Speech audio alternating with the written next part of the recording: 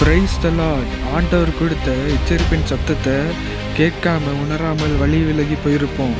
அதே மாதிரி தான் இஸ்ரேல் ஜனங்களும் ஆண்டவர் கொடுத்த எச்சரிப்பின் சத்தத்தை கேட்காம அவருக்கு விரோதமாக பாவங்களை செய்து பல கஷ்டத்தையும் பாடுகளையும் வாழ்க்கையில் அனுபவிச்சாங்க. இருந்தாலும் ஆண்டவர் அவங்க வாழ்க்கையில் பல நன்மைகளையும் பல அற்புதங்களை செய்தாலும் ஆண்டவருடைய எச்சரிப்பின் சத்தத்தை கேட்காம வழி விலகி போனாங்க.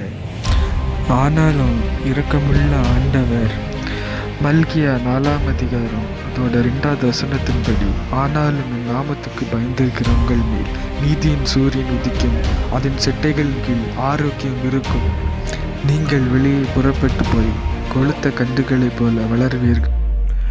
ஆண்டவர் இஸ்ரவேல் ஜனங்களுக்கு கானானை கொடுத்து ஆசீர்வதித்ததை போல நம்மையும் ஆசீர்வதித்து மேன்மைப்படுத்துவார். ஆமென்.